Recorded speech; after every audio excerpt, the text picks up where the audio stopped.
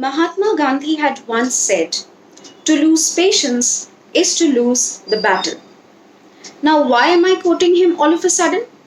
That is because it is relevant to both the times we are living in and the chapter we are going to discuss today. So, Jai Hind everyone, and welcome to our class. Well, children, don't you think that the situation that has befallen us right now requires a whole lot of patience?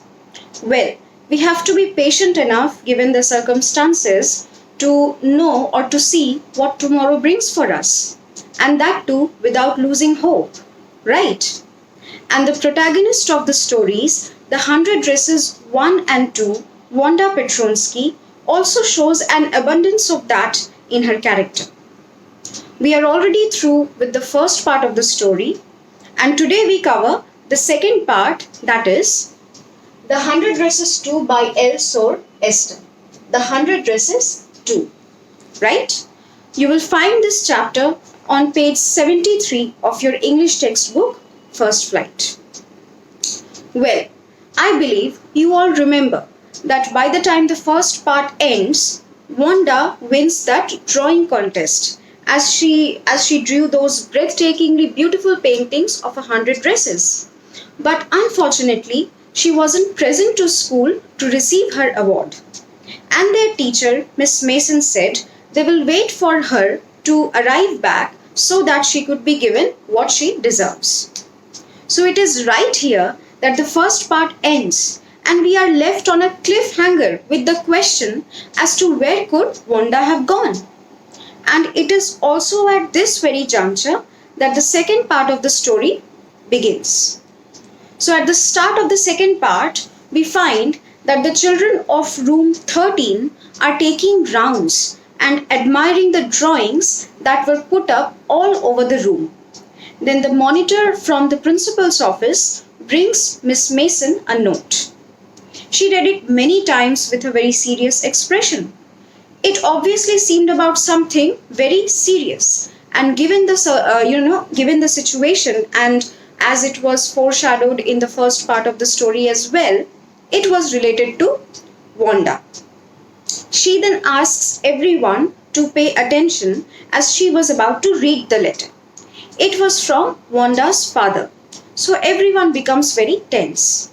And the letter said, Dear teacher, my Wanda will not come to school anymore.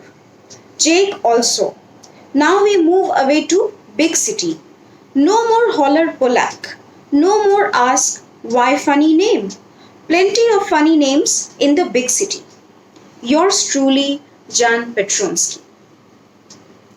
Now, this letter was very brief, it was very compact, it did not use many words, but it just said a lot using just those few words. Now, Jake was perhaps Wanda's brother, and he too was obviously subjected to the same kind of name calling and bullying in that school. And no more holler Polak. So, holler means to shout, and Polak is a derogatory term to refer to a person of Polish origin. And he also wrote about moving to some bigger city, to a bigger place. Why? Because the bigger the place, the more the diversity and variety, and therefore the more the open mindedness and acceptance that happens. This letter sure must have compelled everyone to think hard as to what could they have done to drive Wanda not just away from the school but also the city. Miss Mason then hopes that perhaps they would not have intentionally hurt Wanda because of the obvious differences that they had with her, or rather the differences that she had with the rest of the kids. She also asks them to think about it, but she doesn't do anything beyond that. She just does not try to probe further into the issue and leaves it sort of right there. So no one gets punished or even a slight scolding. Now, after all this gets over, there is one person who is simply unable to forget about it. And who could that be? It was, of course, none other than Maddie. It is mentioned She had a very sick feeling in the bottom of her stomach. Well, do not take it literally. Here it means she felt very sad and also guilty that every time the girls and the other children picked on Wanda, she said nothing and did nothing. She felt that she had been a coward throughout. All she wanted at that time was to meet Wanda and tell her that she had never intentionally wanted to hurt her feelings. And to her relief and also surprise, after a while, Peggy proposes that they go to Boggins Heights and check whether the Petronskis have already left or not. Now, when they reach Wanda's place at Boggins Heights, the air around that area has been referred to as drizzly, damp, and dismal. Right? That is sad and gloomy. Why? Because their hearts were also filled with sadness. So their anxiety and hopelessness got reflected and mirrored in the environment around them. And to their dismay, they actually find out that they had already left. So obviously, the weight that they had been carrying around on their shoulders remained, as they just knew that they could perhaps never set things right with Wanda ever again. Of course, Maddie let her pain be visible on her face, but Peggy did not. She never let others feel that she had, of course, felt guilty of something. She still managed to let people think that she wasn't affected by all this that much. I believe she did that because she had a reputation to maintain, right? And she just couldn't let others think that she herself acknowledges that she had been wrong throughout or even cruel. She even tries to defend herself by saying that when she was asking Wanda about those dresses, the latter was perhaps getting ideas about the drawings, as if, had it not been for her, Wanda wouldn't have won the contest. But with Maddie, things were falling apart. She had lost her sleep, her peace of mind, and just couldn't let Wanda and the things that happened to her, and specifically the things that she did with her or to her, out of her head. So she thought about all these things very hard and then decided on something very big. She made a very solemn promise to herself and she came to a conclusion. It was a very big decision for a child to make. And what did she think? She decided. What did she decide? She was never going to stand by and say nothing again. That means she will from then always raise her voice against any form of injustice that happens with anyone in front of her. Then one day, these two girls sat down to write a letter to Wanda. They had actually meant to say sorry and apologize for everything, but it rather turned out to be a friendly letter where they mentioned that that she had won the contest and also asked her whereabouts. Then they posted the letter to Boggins Heights mentioning, please forward on the envelope. And though they had expected a reply, but it never really came up. So they were reaching a dead end with this Wanda issue. The more they tried to reach out to Wanda and tried to find a solution to this issue, the more bleak and hopeless the situation was turning out to be. And as Maddie was realizing that she will perhaps have to live with this burden forever, she was deeply, deeply tormented by this thought. She would put herself to sleep by imagining a hypothetical situation where she would speak up against anyone who said anything wrong to Wanda. She would just say stop, and everyone will not just stop but also feel ashamed. So a few more days passed by and nothing was actually happening, and now it was Christmas time. But it was also around this time that Miss Mason, their teacher, receives a letter from none other than Wanda. And this is what it says. Dear Miss Mason, how are you and room 13? Please tell the girls they can keep those 100 dresses. Because in my new house, I have 100 new ones, all lined up in my closet.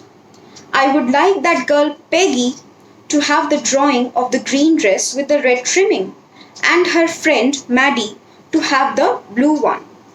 For Christmas, I miss that school, and my new teacher does not equalize with you. Merry Christmas to you and everybody. Yours truly, Wanda Petronsky. Now, this wasn't just a reply, children. There was something way deeper, way more, deep than just a reply. And what did she actually want to convey? She just left her paintings, her drawings for those girls because of whom she was literally driven out of the city and not just her school. So, what could this letter have signified? And what is it that she actually wanted to convey through this gesture of hers? Well, we will come back to this point once we are done with the remaining part of the story. Okay? So the two girls return home with their gifts in their hands, the gifts that they got from Wanda, the painting of the dresses. And again, upon reaching home, it was Maddie who discovered something. She just looked at the drawings very closely. She was just very minutely checking it, and then she discovered something. She noticed that the face and the head of the painting resembled her. The colors of the dress actually were so vibrant that this discovery was possible only after looking at the paintings very minutely.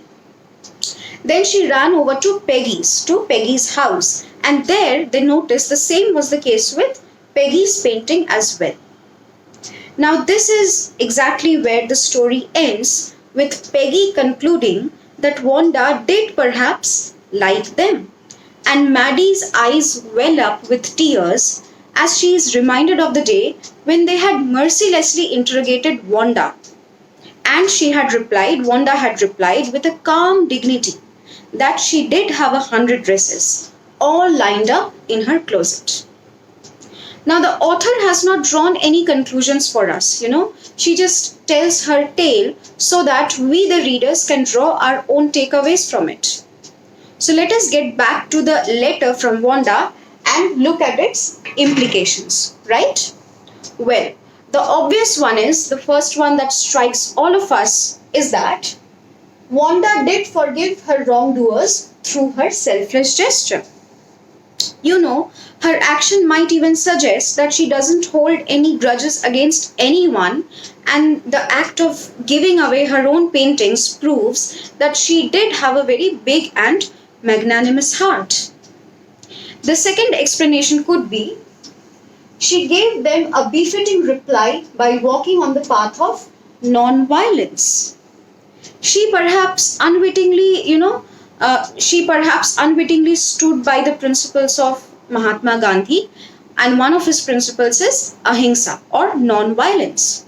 That never did Gandhiji even for once made his oppressors feel that they could actually victimize him or drag him down. Without resorting to any form of non-violent means or methods, Gandhiji was always successful in teaching his oppressors a very good lesson. Isn't that what Wanda does too? It was perhaps not just an act of kindness or forgiveness, it was perhaps an act of hitting back, and hitting back hard using the softest of measures. She also let them know that no one could actually dampen her spirits or even intimidate her.